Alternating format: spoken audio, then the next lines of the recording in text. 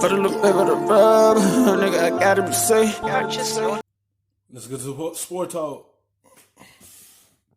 Out to the four-time MVP, champion and Hall of Famer. Brian, what's your favorite Dr. J moment? The first All-Star game I ever watched was his last All-Star game, and they were celebrating him, and so I learned all about him. And I'll bet Dr. J could still dunk on his 70th birthday. How many people in the history of the world could dunk at age 70? I'll bet he could throw it down. Didn't he used to have a video, or last year didn't he do a video? Was it 2 years ago? A couple years ago. Yeah. A couple years ago he did on his documentary. Yeah. I mean, he was a trendsetter. You know what I mean? He was I wouldn't say Jordan before Jordan, but, you know, comparable as far as just the acrobatics in the air, dunking on people, the way he big old hands controlled the ball. So happy birthday to a legend, man. He is a legend. Yeah, no doubt about it. The Warriors announced yesterday that Klay Thompson, your old teammate Matt, will officially not play this season. So, Matt, this is a good idea, or do you want to see him play this year? No, if he's not ready, he's not ready. I think they probably want to shut that door, realizing they gave the world a little bit, okay, we might get... Don't they shut it down because this season ain't going nowhere. Why would we want to put him out there and we're not going to the playoffs this year? We understand he's a competitor. We understand that he want to get out there and play with his teammates. But they know this season ain't going nowhere, so we not going to rush him out there. We going to wait till next year where everyone is at full strength and be ready to go for next season. He's Steph this year, but, you know, Klay is someone, and obviously Klay had a much more significant injury. So rest up an entire year, which I think is the right move. You're going to get a little bit of Klay, and then we're going to see what the Warriors are about next year. If the Warriors were in 9th place right now, had Steph not gotten hurt, I wonder if this would be different, but since we'll never know. We'll never know how he is. Klay might be interested, though, I've read at least, right, that he may be trying to see if he can get on Team USA for the Olympics. That might be something. They'd love to have him. Yeah. I'll tell you that right now. They'd love to have him. All right, next, another former Warrior, Harrison Barnes, declared recently that he will not cut his hair or shave until the Kings hit 500 or the season ends. That last part is important. Barnes dropped 32 points in a win over the Grizzlies last night, but the Kings are only... That means they got to go on a winning streak to be able to get to 500. You might don't be shaving none this season because y'all got long ways to go to get to 500. 22 and 33. Brian, is Barnes playing like a guy who wants to shave? He can want to shave, but he may not be shaving anytime soon. I think his face is just itching, so he's out there playing hard. But, I think he'll probably have to shave that in the offseason. Yeah. I think the season will catch up with him. He may not have thought that out before he said it. He may have been in the moment. That's 2 more months, man, of no shaving. That's still a long time. All right, for the first time since Al Horford's rookie season, he's coming off the bench in each of his last couple of games here. He told reporters that he believes he'll continue to come off the bench moving forward. Coach Brett Brown of the Sixers did emphasize today that he has faith in Horford, saying, quote, "We have seen the history of Al Horford, and all of us would be very naive to think some of his signing wasn't driven to where we want him to be involved in April, May, and we hope June."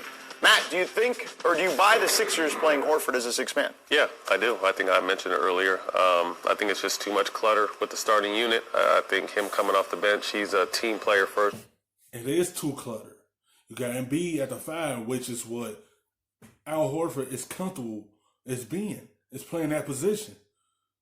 And they still haven't figured out how to play together in that starting lineup, so they had to figure out something and have him come off the bench.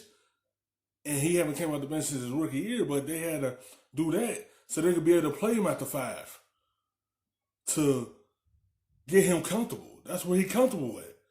Like, if they do put him in the starting lineup, they got to make sure he's comfortable at the 4, and he's not.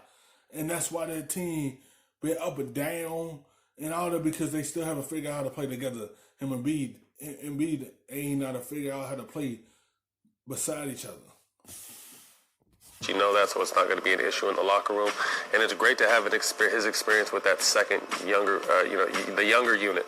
So who plays in the stretch, down the stretch, and crunch time will be, still up for debate. But I like him coming off the bench. Now, wait a minute. They did sign him for April, May, and June. Yeah. But they also gave him $100 million for November, December, January, February. Brett is trying to put a good face on this. Yeah. This has not worked out. Yeah. His role has changed. What they need him to do is changed again, because they don't have shooters. They have to have him be a floor spacer. He can't play pick and roll like he always has. He's gotten booed by his home fans. It happened again last night. It's happened several times. They booed Santa Claus, though. So They did. I know. This is not working out. I agree with you on that. It is, I mean, I agree with you, Matt, in that he can do that role because he is a versatile player who won't make waves. But let's not ignore this is just a smiley face we put on it. Well, to your point, he doesn't make waves, but he's spoken about the fit plenty already this season, which is a bit out of character for him, which goes to show you how maybe dire the situation is. The Sixers, again, I talked about the cone of uncertainty. They could end up in the finals. They could be out in the first round. If they're out early, we're going to see massive changes to this team, I would expect, over the summer. And Al Horford's future may not be in. It's as simple as he is. Like, when you sign with them, you know you weren't going to play the 5 anymore. You know you was going to be at the 4 position. It had not worked. That's the only reason he went to the bench. Because Brett Brown already know it haven't worked out so far. So he had to make an adjustment. Philadelphia. Along with Brett Brown. Yeah, Brett Brown is definitely on the hot seat, right? I don't think there's any doubt about that because it's easier in most cases to remove the coach, unfortunately, in that situation than any of the if players. they go out early, I think we're looking at both. Yeah. All right, we have some news here. The Pistons have announced that Markieff Morris has been bought out. What do you make of this, Brian? Like, who do you think could use him? He's had a pretty good season this year, shooting almost 40% from three-point range. Obviously, the Lakers need help here. I would expect them to show I think he's going to be a roommate with his brother, and there's going to be a Clipper house in the Lakers. house divided. Right. A house divided. That would be funny, actually. Cannot stand. All right, there's for Matt Barnes, for Brian Windhorst, I'm George Sedano. Be sure to check out the Jump pregame show live from Milwaukee tomorrow night. The best, stuffing them shits in the safe. Got me a spot out the way. Nigga just trying to be safe.